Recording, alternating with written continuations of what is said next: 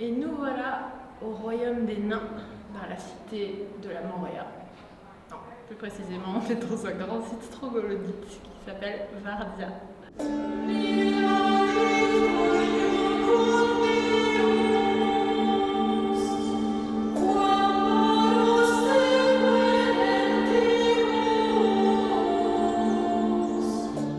Une cité troglodyte, c'est une cité qui a été taillée comme ça dans la pierre, où on y retrouve du coup tout ce qu'on retrouve dans une cité, bibliothèque, habitation, cuisine, écurie, etc. etc.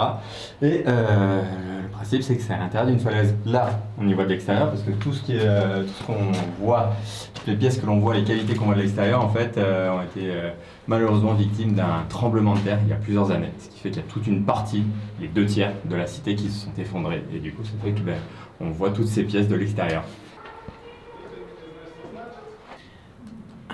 Il y a plein de noir au plafond. Ici, il n'y avait pas les conduits de cheminée ni la ramoneur. Le complexe, il date du XIIe siècle. Ça a été construit sur ordre du roi George III et c'est durant le règne de sa fille Tamar que l'édifice a été fini. Le site, il est sur 13 niveaux, il fait 50 mètres de haut pour 800 mètres de large. Il faut s'imaginer qu'à l'époque, il y avait 5000 moines environ qui habitaient là.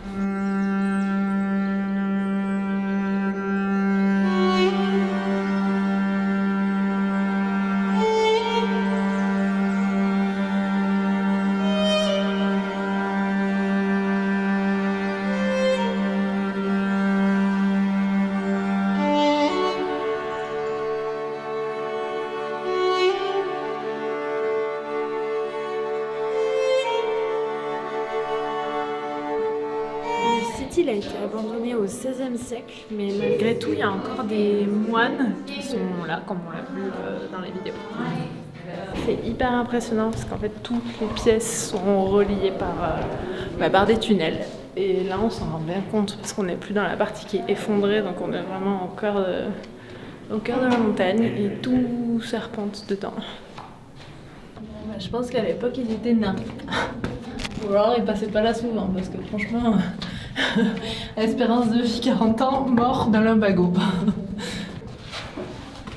Avec tous ces tunnels, j'espère qu'à l'époque ils avaient des bonnes cartes ou des bons GPS pour s'y retrouver parce que c'est un vrai labyrinthe.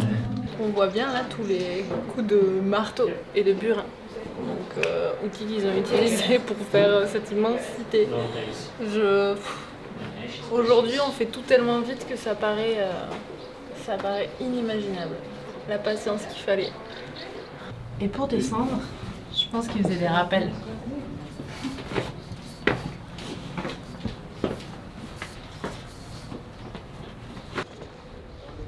Du coup là on s'est acheté de quoi s'abreuver parce que comme on est un peu bête, on n'a pas pris le sac avec l'eau alors que la visite est assez longue et qu'il fait chaud. Et en achetant de quoi boire à l'intérieur, donc la personne à qui on paye ce sont des personnes du corps religieux et on leur a posé la question. Ils habitent encore ici dans la cité, donc une partie qui est conservée là-bas à laquelle on n'a pas accès et ils sont encore 7 à vivre ici.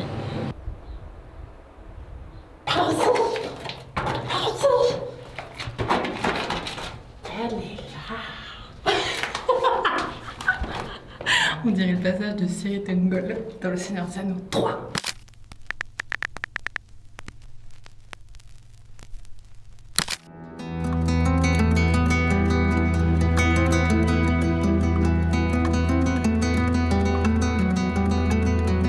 La Géorgie, c'est aussi ça. D'immenses steppes à perte de vue, entourées de volcans de plus de 3000 mètres. Nous nous sommes lancés sur ces longues pistes pendant 2 jours afin de traverser les hauts plateaux de Javakheti. Isolés de tout, face à ces paysages infinis, on avait presque l'impression de retrouver l'Amérique du Sud, avec ce souvenir d'une liberté immense quand on roule dans ces contrées du bout du monde. De temps en temps, on croise quelques villages. À première vue, ils semblent inhabités, mais il suffit d'y passer quelques minutes pour découvrir leurs habitants et la vie qui s'y déroule. Les kilomètres défilent et c'est toujours aussi magnifique, toujours aussi apaisant. Un col se dessine au loin, c'est là que nous décidons de passer la nuit.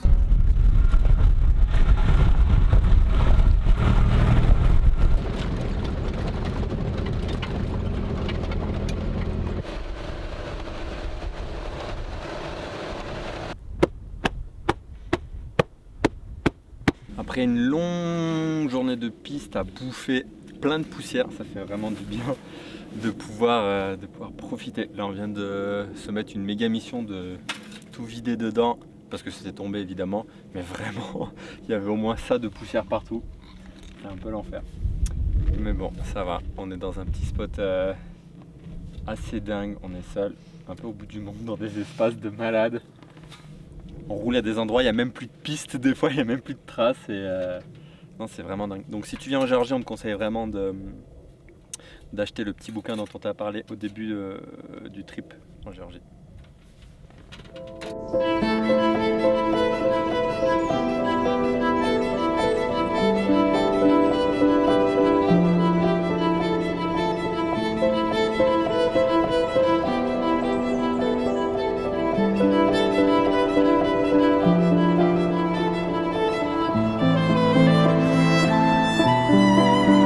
Du soir viennent danser et se poser en contrebas sur l'ancienne forteresse mégalithique d'Abouli, vieille de plus de 4000 ans.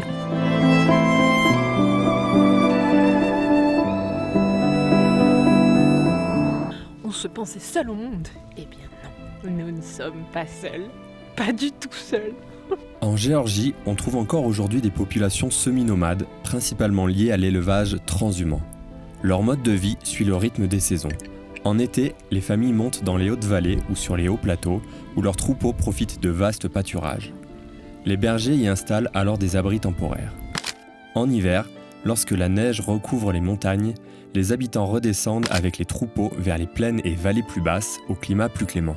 Certains rejoignent des villages fixes, tandis que d'autres s'installent dans des habitations saisonnières. Ce mode de vie est particulièrement visible en Touchétie, à l'est du pays. Mais on le retrouve aussi ici, en Javakétie, auprès d'une importante communauté arménienne et plus au sud encore, chez les Azéris, qui perpétuent diverses formes de semi-nomadisme pastoral.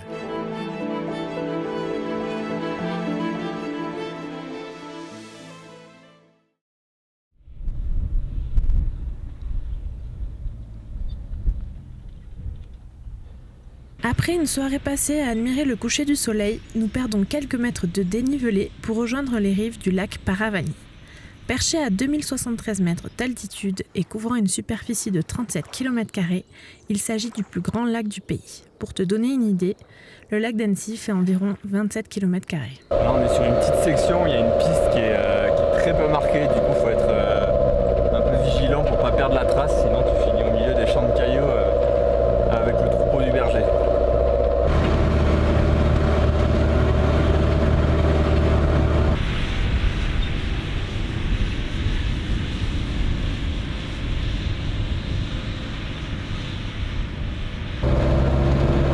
Trafic local.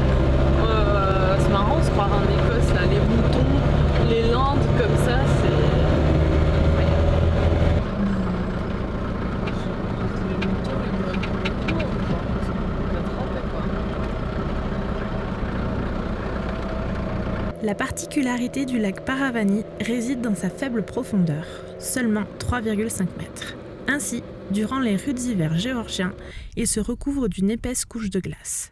Au printemps, des milliers d'oiseaux migrateurs venus de Sibérie viennent y élire domicile. Et nous voilà déjà arrivés au spot du soir. Aujourd'hui on n'a pas beaucoup conduit, tout juste 1 heure et quelques kilomètres, parce que ce matin on en a profité pour faire un petit peu de montage. On essaye de trouver des petits spots stylés quand on doit avancer un petit peu sur le montage. En s'attardant un peu sur ces berges, on peut observer de nombreux pêcheurs qui trouvent largement leur bonheur dans ces eaux poissonneuses.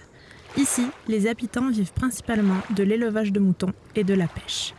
Leurs maisons traditionnelles se distinguent par leurs toits recouverts d'herbe et leurs murs massifs en pierre volcanique.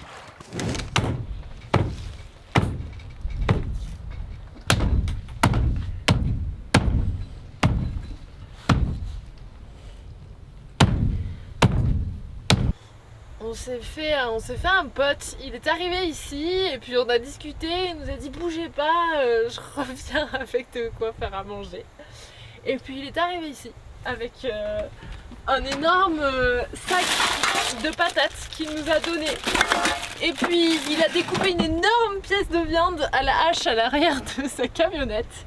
Il nous a également ramené des poissons qu'il a pêchés dans le lac. Et en fait, il nous a littéralement préparé à manger. On a fait du troc avec lui. On lui a donné du thé et d'autres trucs de nourriture qu'on avait. Et puis une fois que tout était lancé et qu'on était sûr d'avoir notre petit repas, il est parti. Voilà.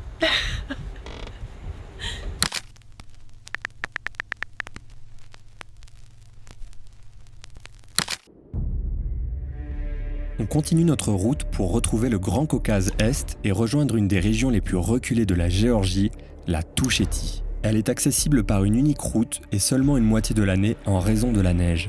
Pour se rendre là-bas, il faut donc emprunter une piste de 70 km, vertigineuse, tortueuse, creusée dans la roche, qui serpente d'abord dans une vallée pour ensuite déboucher sur les hautes cimes jusqu'à atteindre le col d'Abano à 2826 mètres d'altitude avant de redescendre dans une autre vallée pour rejoindre le village d'Omalo. La difficulté de cette piste réside dans le fait qu'elle se trouve à flanc de falaise, est très étroite et du fait de sa localisation dans une région de montagne, elle est victime de chutes de pierres et de glissements de terrain très régulièrement. Les croisements avec d'autres usagers sont très compliqués.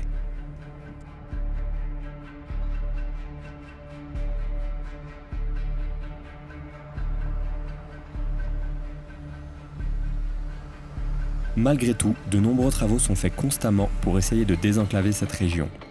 Par conséquent, cette unique voie d'entrée vers la Touchétie porte le triste nom de « route de la mort », car au fil des années, de nombreuses personnes y ont perdu la vie.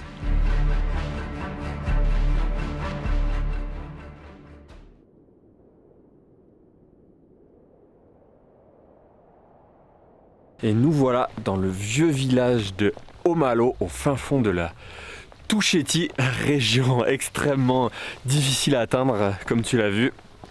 La région a été désertée avant parce que c'était compliqué de pouvoir vivre ici. Et puis ensuite, ils ont refait des routes, l'apparition du tourisme, tout ça fait que les gens sont revenus habiter ici.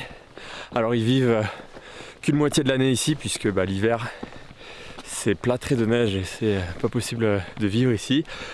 Et ici on vit essentiellement de l'élevage, des bergers, etc. Et du tourisme. Il y a énormément de tours opérateurs qui viennent ici. Et on comprend pourquoi, parce que c'est vraiment magnifique. Il y a encore tout plein de tours défensives. On a du mal à s'imaginer qui pouvait bien venir attaquer ces contrées si reculées. Et pourtant à l'époque, l'Empire russe, le Daghestan, la Tchétchénie venaient combattre ces terres. C'est assez ouf. Et là on arrive tranquillement à la fin de l'été. Je dirais même qu'on rentre bien dans l'hiver, on est dans l'automne ici, il est super court. Ce qui fait que les terres commencent à devenir imbibées. Et ce matin quand on a voulu repartir, on a bien failli rester coincé en bas de notre cuvette tellement c'était glaireux, boueux.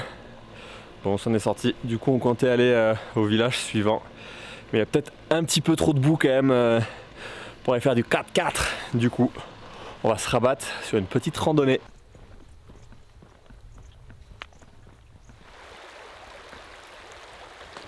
Et c'est par cette petite randonnée qu'on se sera laissé séduire. 10 km et 500 mètres de dénivelé qui nous feront passer à côté de 3 lacs, nommés respectivement de par leur couleur, le lac vert, bleu et blanc. Il faut s'imaginer qu'ici où on marche, il y a des millions d'années, il y avait un glacier qui descendait là. Donc là, grosso modo, tout ce qu'on voit sur les côtés, c'est la moraine. Tous les blocs qui sont ici un petit peu éparpillés partout, ils ont été charriés par le glacier. Mais ça, c'était il y a des millions d'années, parce que maintenant la végétation a repris sa place.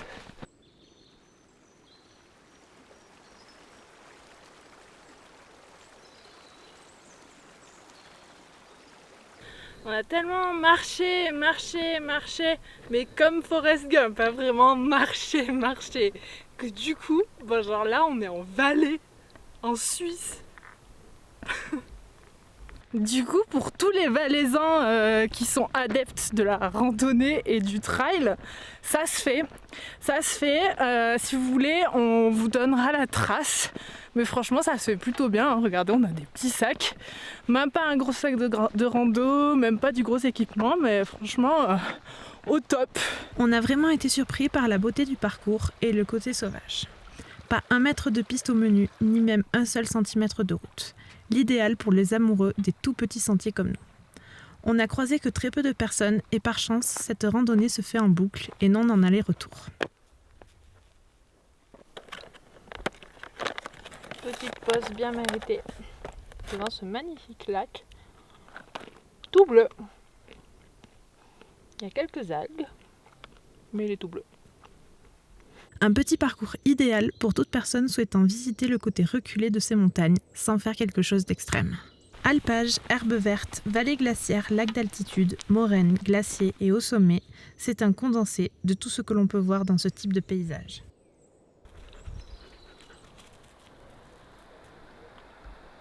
Et non, nous n'avons pas adopté un chien, il nous a suivi toute la montée, à savoir qu'ici il y a plein de chiens errants.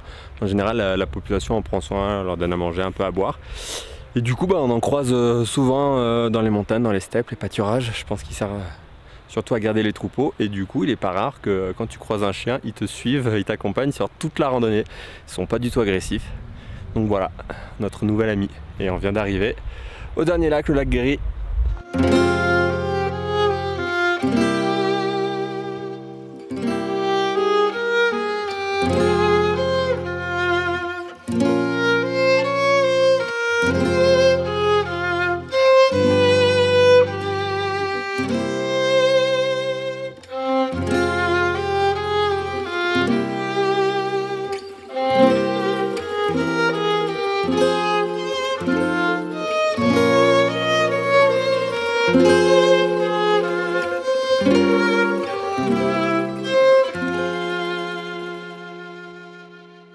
Après cette randonnée, nous en avons profité pour aller visiter quelques vallées voisines où se trouvent de très anciens villages entièrement bâtis en pierre sèche et dotés de tours défensives.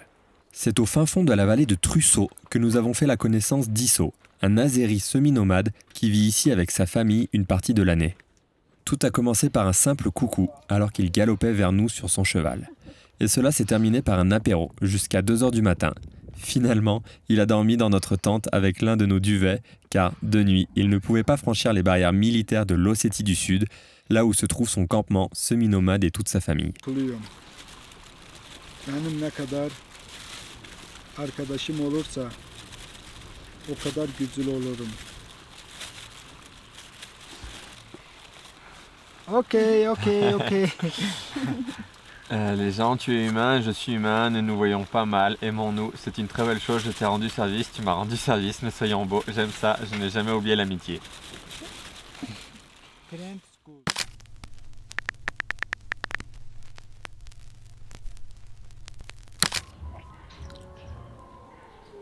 C'est bon.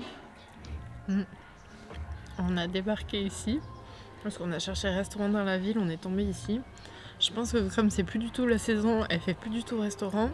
On a débarqué dans sa cuisine et là elle nous a dit ah mais si je vous fais à manger. Donc là on se retrouve avec je pense ce qu'elle s'était fait à manger pour elle et son mari, plus quelques extras en plus, on va dire l'hospitalité géorgienne. Donc on se retrouve avec 3 milliards de trucs à manger, du vin. On est comme à la maison quoi. Mais avant d'en arriver là, il nous arrivait quelques petites aventures. On voulait en apprendre un petit peu plus sur le vin. Là, on est dans la région de Kakheti, c'est la plus grande région viticole de Géorgie. Et c'est là que les premiers vins de toute l'humanité auraient été faits. Donc du coup, on s'est dit, quelle superbe idée d'aller en apprendre un petit peu plus et de goûter ces fameux vins qui sont faits dans des grandes jarres en terre cuite. Donc, on est allé dans une cave qui, sur le papier, d'ailleurs était recommandée par le petit bouquin que l'on utilise pour se guider ici en Géorgie. Sur le papier, c'était hyper intéressant. Il y a 7 km de tunnels, en gros, où ils font vieillir le vin sous la roche. Donc vraiment, on s'est dit, trop cool, on va prendre la dégustation des vins. Et au final, c'était complètement nul. La visite, elle a été expédiée en 10 minutes. Vraiment, on était dans le truc gros touristos, grosse entreprise et tout. Et on était un petit peu déçus de cette expérience. Donc, on s'est dit, on va essayer de trouver un petit boui-boui là où ils nous font à manger, où ils nous font goûter leur vin, parce que grosso modo, dans cette région, quasi tous les Géorgiens ont des vignes dans le jardin et font leur vin dans ces grandes jarres en terre cuite. Du coup, là, on se régale. Contrairement à ce qu'on pourrait penser, même au niveau de la couleur, on s'imagine, je sais pas pourquoi, le vin géorgien est super sucré, mais c'est pas forcément vrai. Celui-là par exemple ne l'est pas du tout, et dans la visite qu'on a faite, on a quand même goûté 3 vins, et il y en avait qu'un seul qui était très sucré, et les autres étaient plutôt secs. ჩემ შვილს ახლა მაღაზიაში და მოვატანინებ სოსის, სმეტანას. Après pas mal de verres de vin, là on est sur le cha-cha.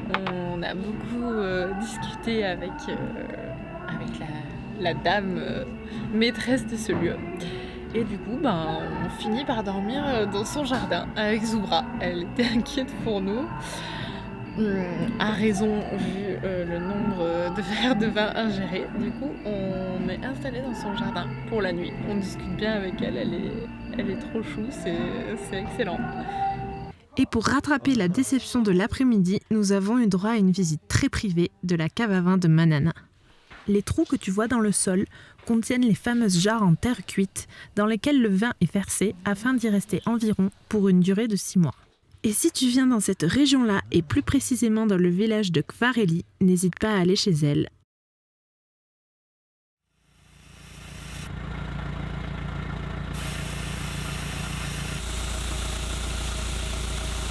Là, on vient de dégonfler la pression de nos pneus parce que derrière nous, il y a 350 km de piste à travers le parc national de Vachelovanie. Cette piste qui va nous amener au début à la frontière d'un pays qu'on ne pensait pas visiter. Allez, on t'amène. Situé à l'extrême est de la Géorgie, le parc national de Vachelovanie s'étend sur plus de 35 000 hectares. Son climat aride a façonné des paysages uniques. De vastes steppes désertiques, des falaises sculptées par l'érosion, des crêtes, des canyons et même des volcans de boue. Cette diversité d'habitats abrite une faune remarquable, allant du chacal doré au lynx, sans oublier de nombreux rapaces comme l'aigle impérial. La flore est tout aussi riche avec de nombreux pistachets sauvages, des peupliers d'Euphrate et des espèces rares comme la tulipe d'Eichler. Peu fréquentée par les visiteurs, nous avons parcouru ces 350 km de piste sans y croiser personne, à part les nombreux postes militaires qui surveillent la frontière avec l'Azerbaïdjan.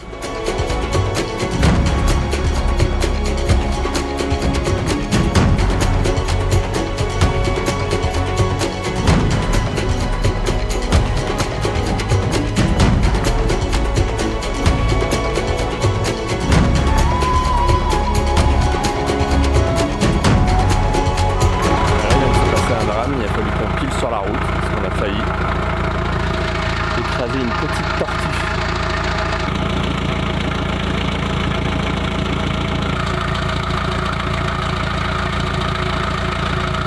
Et voilà, on vient de repasser encore une fois un checkpoint militaire. Il y en a des dizaines sur ces pistes, en cause de la frontière avec l'Azerbaïdjan qui est juste à côté. Et en plus en ce moment la frontière terrestre entre l'Azerbaïdjan et la Géorgie est fermée. Donc ils sont encore plus surveillants par rapport à ça. Et du coup pour pouvoir faire ces 4 pistes, 6, 7, 8 et 9, il te faut un permis frontalier entre guillemets. Si tu veux faire les 4, on te conseille de le faire à Tbilissi, la capitale. Tu vas à la police des frontières, ça prend 15 minutes à faire et au moins tu as ton permis pour la piste 6, 7 et 8, 9. Parce que si tu veux faire les 4 et que tu fais ton permis uniquement à la ville de départ de la piste 6, tu pourras juste avoir le permis pour la 6, 7. Donc tu peux faire ça à Tbilissi. Ce qui est cool, c'est que pour le délai que tu veux passer, ils sont pas trop regardants. Nous on a mis 1 mois comme ça, on a pu faire des choses avant, du coup on a été en Touchétie. Ça nous permettait de ne pas nous presser sur le planning, donc voilà. Nous aurons passé seulement une seule nuit dans le parc car la météo annonçait la pluie et ici, la moindre goutte d'eau rend le terrain totalement impraticable.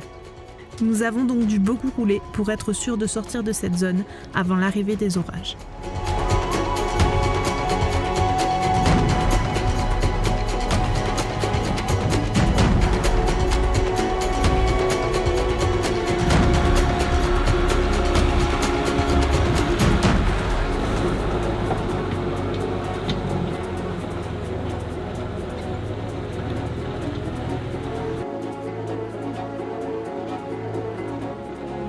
Nous avançons et nous nous enfonçons comme dans un petit vallon qui ressemblait à un oasis. Nous passons des ponts très étroits, le terrain devient très gras. Quelques passages de boue compliqués et on se croit sorti d'affaire quand tout à coup... Bon bah là on va devoir sortir le treuil, il rejette toutes les eaux des cultures sur les chemins et la terre devient hyper glaireuse, hyper glissante. On a réussi à passer le bourbier en fond de vitesse, il était assez profond et là on a calé le truc droit dans la boue, on n'arrive pas à sortir, du coup il y a un arbre juste en face donc on va même pas sortir les plaques, on va sortir au treuil très rapide.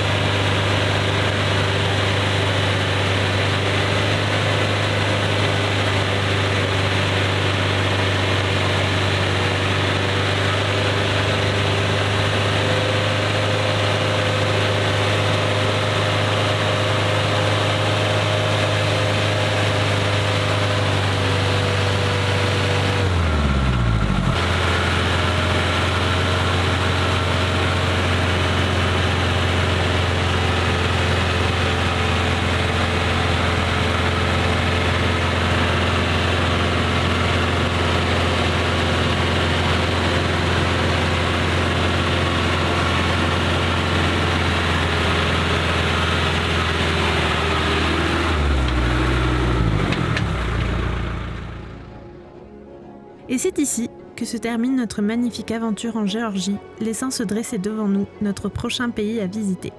Si tu as une petite idée duquel il s'agit, n'hésite pas à nous le dire en commentaire.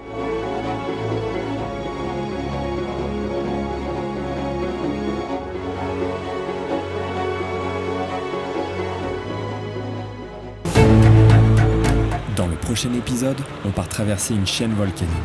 Alors pour ne rien manquer, abonne-toi.